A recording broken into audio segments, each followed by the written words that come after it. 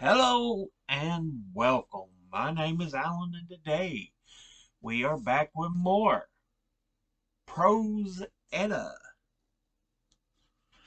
We are going to continue reading the introduction here. First part we're dealing with is giants, dwarves, elves, and monsters. The gods are integrally connected to other supernatural creatures, some of whom are specifically linked to the earth, and others of whom are threatening monsters. Modern mytho- uh, myth- mythographers use the Greek term uh, chthonic to describe creatures who have connected to the earth, and in the Edda, such beings fall into several categories. One type is the Jotnir or Thursar, Old Norse terms which roughly translate to the English word giants. Their home is in Jotunheim, Giant Land, or Utgard, Outer Enclosure, from where they threaten gods and men. The killing of the primal giant Ymir at the beginning of time is an essential feature of the Norse creation story. As part of this creation of the giants face a survival test. When Ymir falls, as so much blood gushes from his wounds that all of the original giants, except Vergolmir and his wife, are killed in the resulting flood. The frost giants, the perpetual antagonists of the gods, are descended from this lone couple. Although the Jotnar and the Thursar often resemble our notion of giants, the equivalence is not exact. In the Edda, for example, Norse giants are not always exceptionally large, and we learn from description of the giantesses that some were of similar size to the gods with whom they intermarry. Giants are portrayed in the Edda as complex social beings with characteristics similar to those of the gods. Giantesses and ogresses are also memorable characters in the Edda, and their range of types is so broad that it is scarcely possible to classify such women as belonging to a single group. Sometimes they are oafish, troll-like beings, but at other times, giant women are of such beauty in the eyes of the gods that they wish to marry them. Odin's connection with the giants, male and female, is especially close. His mother, Bestla, is the daughter of a giant, and Odin frequently seeks knowledge from these creatures. Dwarves, uh, Dvergar, appear many times in the Edda and are rarely described in a sympathetic light. The Edda recounts that the dwarves emerged first of all the creatures who live in the flesh of the primordial giant Ymir. They were maggots at that time, but by decision of the gods, they acquired human understanding and assumed the likeness of men living in the um, earth and the rocks. We can only guess why the gods changed the nature of the dwarves, but the answer may be connected to the history of forging and smithing. The old Icelandic sources tell us that in the earliest times, the Aesir were master smiths and worked metal, wood, stone, and especially gold. The Eddic poem, The Sibyl's Prophecy, Volust, tells us that the period following the creation of the universe was a special age before the era was spoiled by the arrival of mysterious women from Giant Land. For reasons that are unclear to us, the gods thereafter abandoned foraging, leaving this essential art to the dwarves. Um, be, Sometimes willingly, but often under duress, the dwarves become the major smiths or artisans of the gods. From their underground world, these craftsmen produce precious objects and forge the implements used by the gods to prevail over the natural and social worlds. The Edda lists the names of many dwarves, including Durin, Dvalin, Dane, Gandalf, Thorin, Bifur, Bafur, Bomber, Nori, Oin, Fili, Kili, Throin, Gloin, Dori, Ori, and Oakenshield, who are familiar to modern readers through the J.R.R. Tolkien writings. The Edda frequently mentions elves, but mostly in passing. A line in the Sibyl's prophecy, that of the Aesir, "What of the elves?" implies that the elves, Alfar, were also important in the old Scandinavian mythology. The elves, it seems, lived apart from other beings and at different places such as Alfheim and Vidblain. There were various types of elves, including light and dark ones, and the latter, who lived at Starlfheim, seem to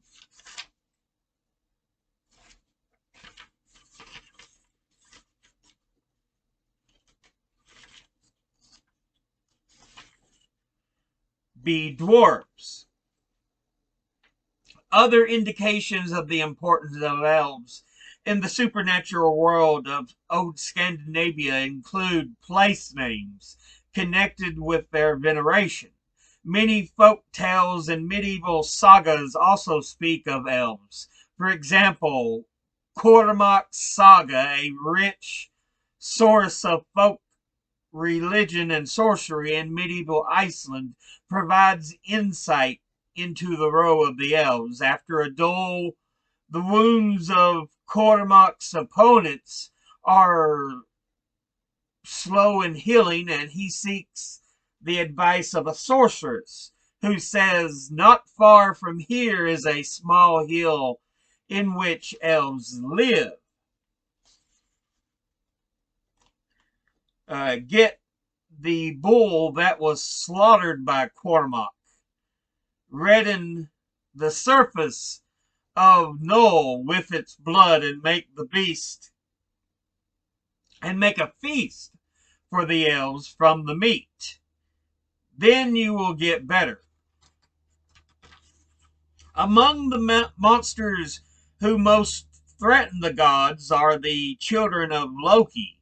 One is the wolf Fenrir, who is the final battle, and in the final battle swallows the sun. Another is the gigantic Midgard serpent, who lies in the outer sea, encircling all lands. And the third is Hel, who oversees the realm of the dead.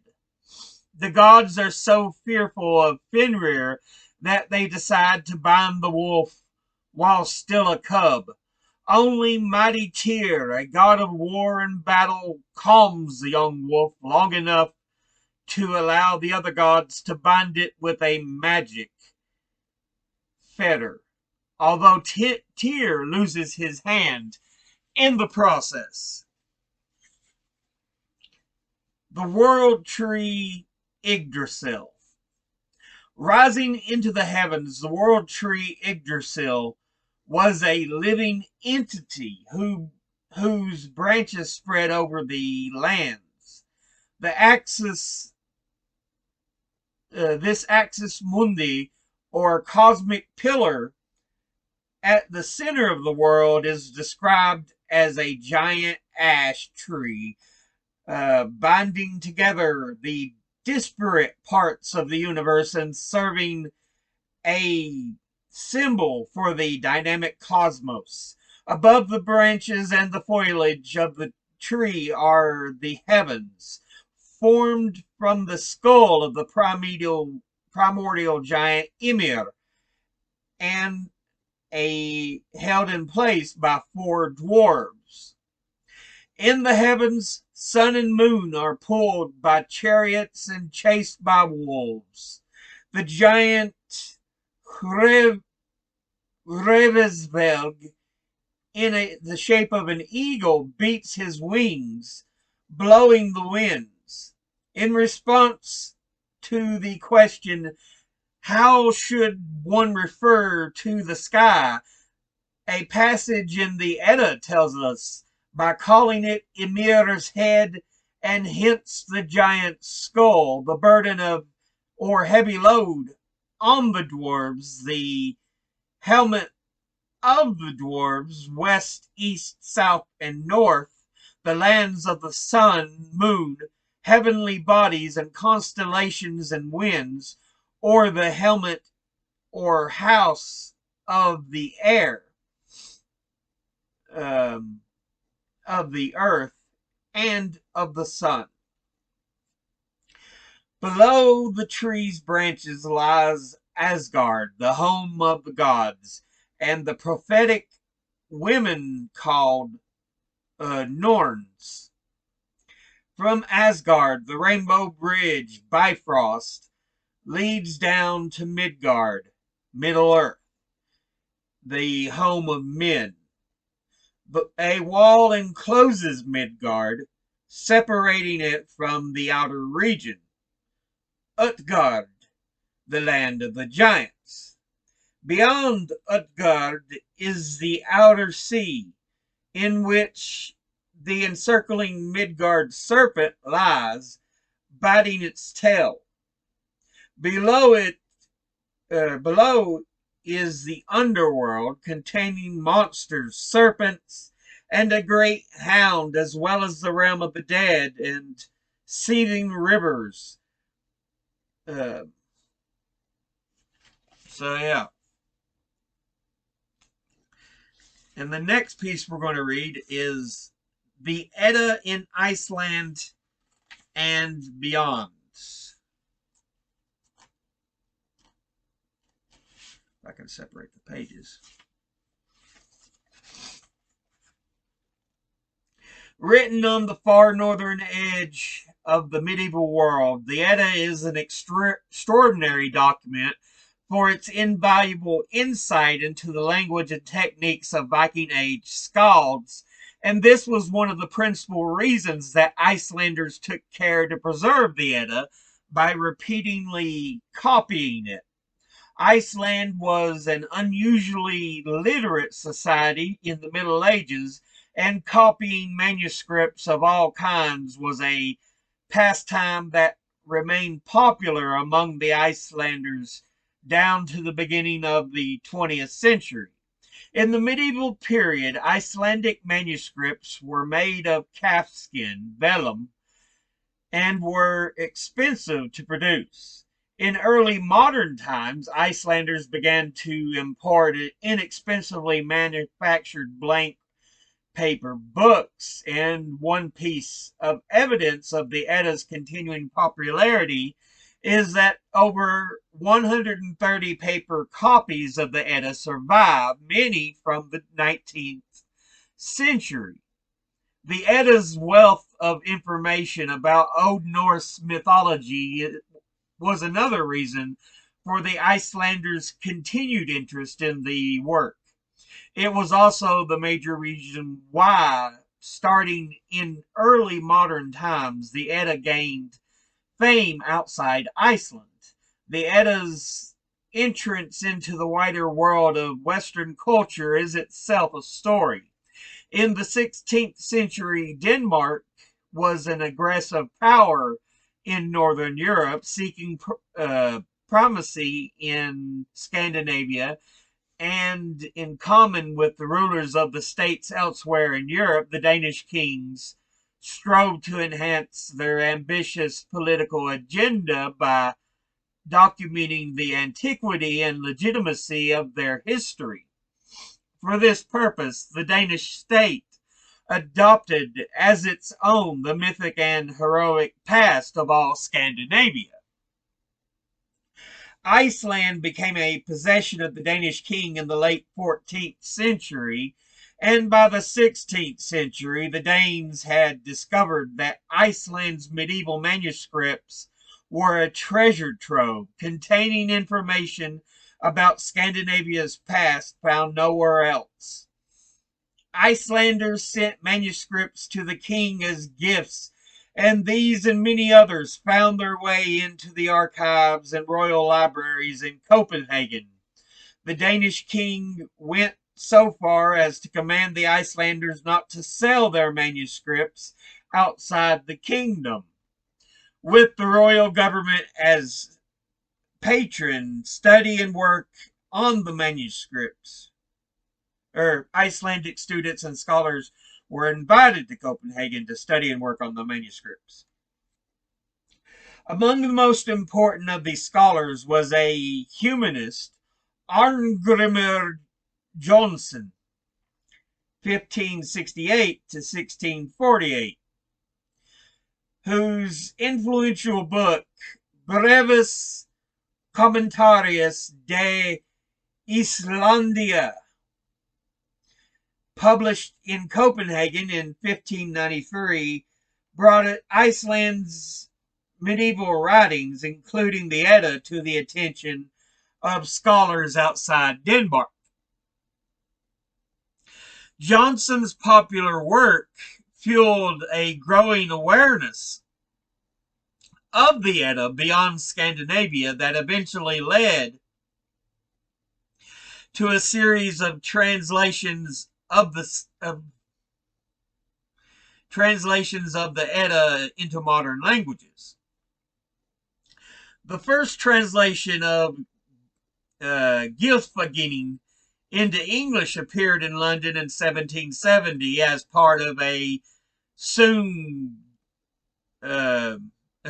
book by Bishop Percy entitled Northern Antiquities. This book soon gained a readership, and in 1809 Sir Walter Scott reprinted it in Edinburgh with his own additions.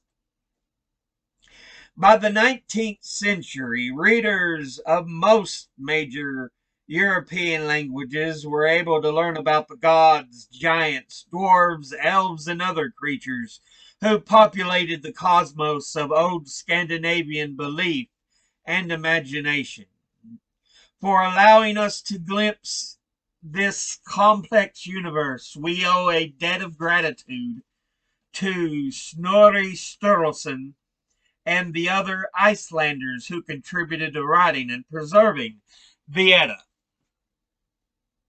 So yeah, that's the end of the introduction. We look at notes, further reading. So